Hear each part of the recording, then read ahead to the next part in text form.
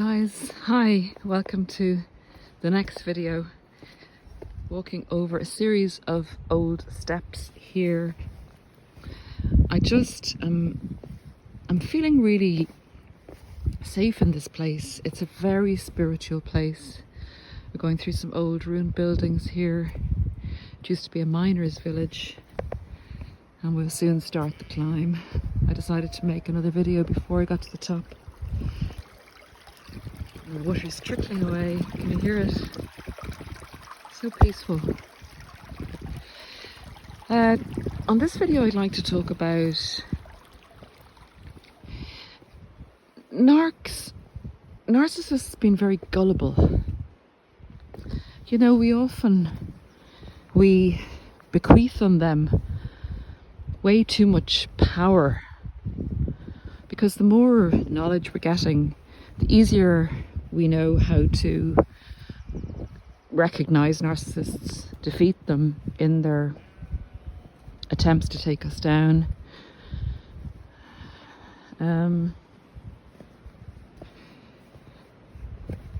They aren't powerful. We're the powerful ones, that's for sure.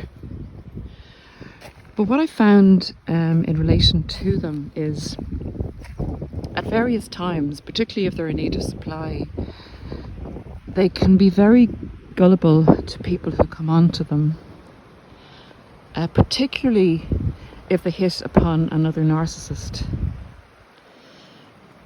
And I'm going to give you another part of my own story here, because I feel like it's a place that I can share it safely. I don't know why, I just feel very much at peace here, and I hope it helps. So, in my circumstances, when I got with the narcissist, I learned from a series of people that he had been married to an overt narcissist.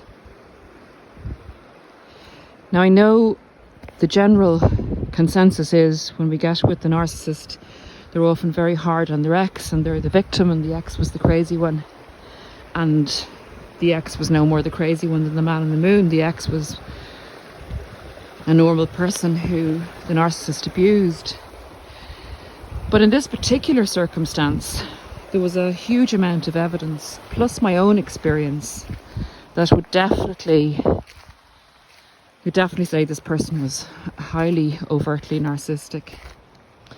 To the extent that when, over a 2-year period, when I got to know the narcissist's friends, and a lot of them were couples, the women in the group actually warned me off this person and said they were genuinely nice people, these women, and they had had experience of this person, dealing with her directly in a women's group, and they said to me that they really felt sorry for me having to take this person on, and to go to that extent to actually warn someone, and then for me subsequently to find out how narcissistic she was. It was not so great. However, it became more apparent as time went on. But it was very confusing, because when you're learning about narcissism, and you're learning about the victim narcissist and how they put their exes down,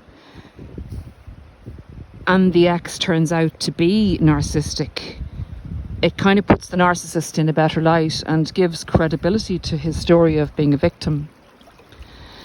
So the narcissist I was with, I would say, yeah, he was a victim and she was a victim. They were, in my opinion, two narcissists together, one covert and one overt. Narcissists are really disgusting.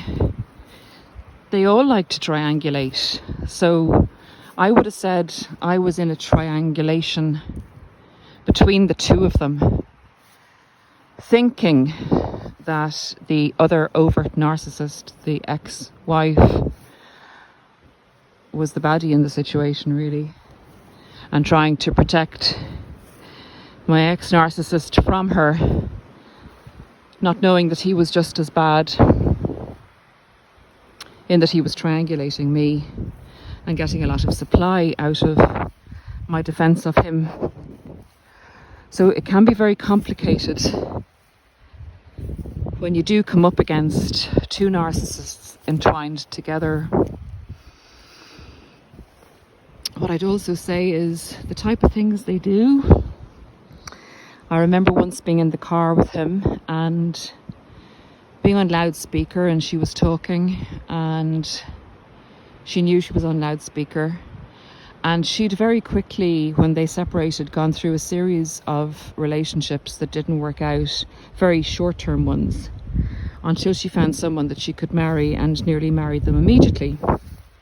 But she got married in a different country, and apparently, I still have to verify it, I don't know if it's true or not, apparently the laws of that country said that you had to have a medical examination to make sure that you weren't pregnant before they'd go ahead with the registration of the marriage. So she said on the phone, knowing I was listening, said it in a horrible way, saying, I have to have a physical examination to make sure that there's none of your DNA left inside me. And I remember feeling physically sick when I heard that. That's narcs for you. That's the kind of thing they do. Now, getting back to the subject of the video, don't know if you have any examples of awful behaviours or awful instances where you kind of went, this is just vile, evil, awful stuff.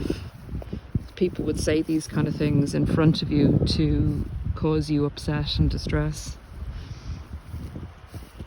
So, in relation to narcissists being gullible, what I found after the discard was that the narcissist, even though he had berated his ex-wife as being evil, the spawn of the devil, and wanted her dead, actually said that it would be fantastic if she died, because then he wouldn't have to put up with paying maintenance or having any issues over child access, etc. And this was a continuum. It wasn't just a one-off thing that he said. He then reverted to thinking that she was great and triangulating post-discard when I did speak to him. That's why we shouldn't speak to them. Have no contact after discard. What she used to do with him was tell him he was great, smile at him, tell him what a fantastic father he was and how fantastic he was for paying maintenance on time all the time. And she knew exactly how to manipulate him, and he fell for it. He said that she loved him. She was using him for her own means. She had broken up his relationship, or helped to break up his relationship, while she had her own marriage on a continuum. And he fell for this, and I think to this day, until someone else comes along and he has to devalue her and idealize someone else, he believes it. So narcissists can manipulate each other for their own means and for however long it suits them. I know this will change. I know this is not going to last. This situation will certainly not last forever. But they're very susceptible and gullible to the manipulations of another narcissist. They're not immune. Thanks, guys.